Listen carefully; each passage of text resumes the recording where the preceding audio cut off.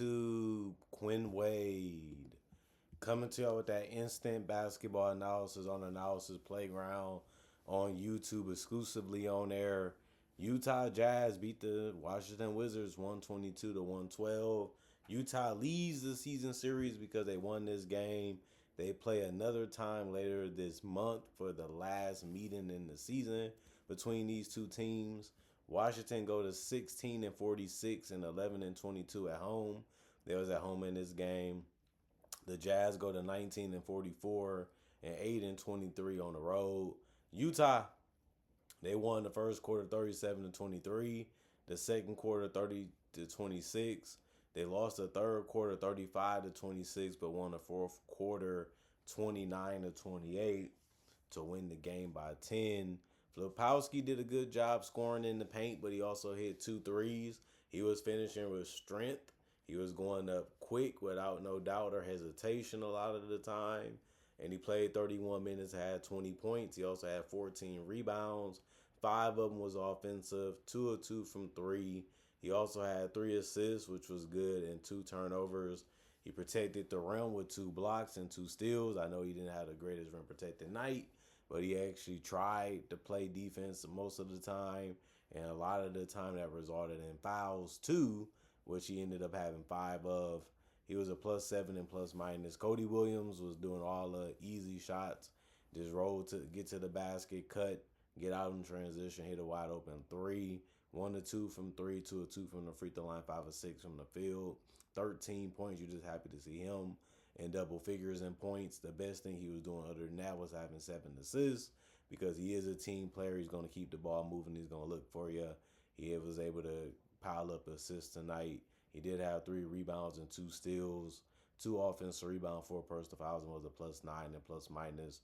John Concar played 37 minutes. He went 0-3 from the field, 0-2 from 3, but he still was able to give you 5 rebounds, 4 assists, and 5 steals and a block. So he did a whole lot of other things to help you out since he didn't do anything really when it comes to scoring the basketball. He did, though, have 2 turnovers and 3 personal fouls, but he also had 2 awards, and he also had 3 personal fouls and was a +6 and plus minus. Isaiah Collier, he did a good job attacking the basket. 29 minutes for him, 27 points. He went 11 of 18 from the field, 1 or 2 from 3, 4 or 6 from the free throw line. And because he kept collapsing the defense and attacking early and often, it opened up a lot of open opportunities for his teammates. And that's just how he plays. That's his play style. He plays like a running back, it seemed like. But it worked out in this one. He did go 1 or 2 from 3, 4 or 6 from the free throw line. 3 rebounds, 3 turnovers, no personal fouls, and was a +5 and a plus minus. And then Ace Bailey, 33 minutes, 32 points. That was game high for the Utah Jazz and in the game in general. He really had it going from the perimeter, and he did attack the basket real well in this one. He went 12 of 19 from the field, 7 of 11 from 3, 1 or 2 from the free throw line. He had 2 rebounds, no turnovers, 2 steals, and a block. 2 personal fouls and a +8 and plus minus. This is a very, very smart shot selection game, good shot diet, and good denying. I don't want to take this. I just keep the ball moving. If not, I'll take the open looks that my teammates help me get, and I just try to knock it down to the best of my ability. Blake Henson played 22 minutes. He ended up getting 10 points. He went 3 of 8 from the field, 2 of 5 from 3, 2 of 3 from the free throw line. He did have 4 rebounds, no turnovers, 1 personal foul, 2 offensive rebounds, 0 and plus minus for him. You know, he had a lot of good looks. He was able to do it real decent from 3, and then he tried to make some from the 2-point land. It didn't work out as well. And then Bryson the ball, he had good looks too. He just couldn't knock him down in this one. He went 2 of 9 from 3. A lot of them was wide open, and he just missed them. He tried to hit some mid ranges and things like that too. He couldn't make those either. And he finished 4 of 15 from the field, 4 of 5 from the free throw line, 1 rebound, 4 assists, 2 turnovers, 1 steal, no personal fouls, and a +9 and plus minus. And then Mo Bamba, He was able to finish around the basket, hit a jump shot. 17 minutes for him, 6 points, 3 of 6 from the field.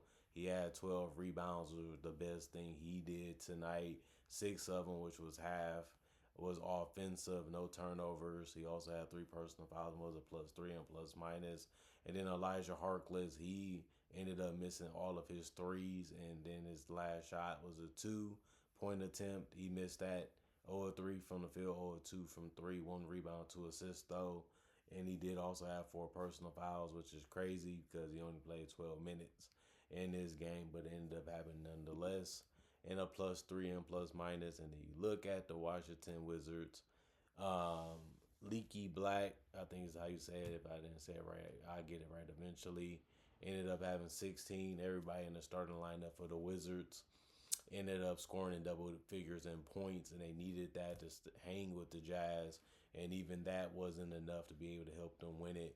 But he did go 5 of 12 from the field, 4 of 9 from three, 2 of 2 from the free throw line. He had 3 rebounds, 1 assist, 3 turnovers, 1 offensive rebound, 3 personal fouls. It was a -4 and plus minus. This is a good game from him. You don't see him play that much. You don't really see him doing much. But tonight was one of his best games, if not the best game he had this season. Julian Reese, you can say the same thing about him. 38 minutes for him, 18 points, did a good job of finishing in the paint. And then he also went 8-8 from the free throw line because he wasn't afraid of physicality when he was attacking. He did have 20 rebounds. It was close to a 2020 game, but he missed it. But it's still an impressive game from him. 2 assists, 2 turnovers, and a steal. And then he finished as a -2 and plus minus and had 4 personal fouls. Trae Young, 19 minutes, 12 points, 4 of 9 from the field, 1 of 5 from three. Hit some floaters and some layups. Of course, that's what he tries to do, and it worked a little bit. But the 3 point shot just wasn't going for him. He also didn't make his free throws. He went 3 of 6 from the free throw line. He did have 2 rebounds and 6 assists. That ended up being the most assists on the team. He had 3 turnovers and 2 steals. He also had 1 offensive rebound, no personal foul, was a +4 and plus minus. He was looking to pass a lot. Whenever he had the ball, he was looking more to pass to me. He wasn't really looking to score that much. We'll see if that changes in the future since this is his first game with them. And it wasn't a bad idea. I just noticed that. I just wanted to put that out there.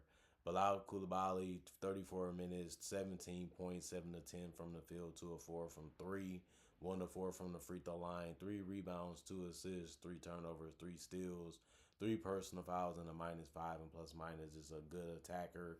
He's starting to figure out that perimeter game a little bit more. That's good for him and good for the team. The more he can do, the more versatile he is, the better. And you have to like the fact that he's using that mobility and athleticism to play a little bit more defense. I'm not going to give him too much credit because I got to see it more. Obviously, the team want him to do it at 2 since they're going to try to win more games next year. But it's a start to be doing it now to go into next year and try to show that you can do more than what you have shown throughout your career, especially on the defensive end and the shooting end of the game. And then Trey Johnson, he's a scorer. And he did that a lot in this game. 15 points. He went 5 of 13 from the field. Mainly all his makes was threes, which is only his makes was threes. And then the rest was misses from twos. And then, of course, threes too. He did have 8 rebounds, 2 assists, 3 turnovers, and a steal. 1 offensive rebound, 2 personal fouls, was a +2 and plus minus. Anthony Gill, 34 minutes. That was the most off the bench. He had 10 points. He went 3 of 3 from the field, 1 of 1 from three, 3 of 5 from the free throw line. I like what he was doing as a scorer. Just make the wide open shots and just get open to do it. 3 rebounds, 1 assist, no turnovers, and a steal. 2 offensive rebounds, 1 personal foul, and a -11 and plus minus. Sharif Cooper, 4 minutes for him. He missed his only shot, which was a three. Still was able to get 2 assists by the end of the night, and he finished as a -7 and plus minus. Carlton Bub Carrington, 15 minutes for him. He had some wide open threes. He took them. He went 2 of 3 from the 3 point line. Then his other shots was misses from two. He did have one free throw that he made. He had 1 rebound, 2 assists, 1 turnover, and a block. 5 personal fouls. Yes, he almost fouled out, although he only played 15 minutes. but it was reality in this one, and he did finish also as a minus 15 in plus minus. Jaden Hardy, 11 minutes, 4 points. He went 1 of 7 from the field, 1 of 4 from three, 1 of 2 from the free throw line. One of his worst performances for the Wizards since he's been there since the trade deadline. Just couldn't make a basket in this one. 1 rebound, 1 assist, no turnovers, no personal foul, and the -1 and plus minus. And then Will Riley, 25 minutes, 13 points, 4 of 10 from the field, 2 of 5 from three, 3 of 4 from the free throw line, 2 rebounds, 3 assists, 4 turnovers, which ended up being the most on the team. And then he also had 2 personal fouls and was a -11 and plus minus. He had good looks in this one, especially from three. But he still found a way to score double figures and the most points off the bench by the end of the game. So you just look at it like we got to take that since he's still a young player too. 47% from the field for the Wizards as a team, 51% for the Jazz. Both teams shot 43% from the 3 point line. And then free throw line, the Wizards shot 69%, but they shot 32 free throws that kept them in the game, while the Jazz only shot 18, and they only made it at 72% anyway. 43 rebounds for the Wizards, 45 for the Jazz, 22 assists for the Wizards, 31 for the Jazz, 19 turnovers for the Wizards, 11 for the Jazz, 8 steals for the Wizards, 12 for the Jazz, and then one block for the Wizards, 4 for the Jazz, 15 offensive rebounds for the Wizards, 17 for the Jazz, 28.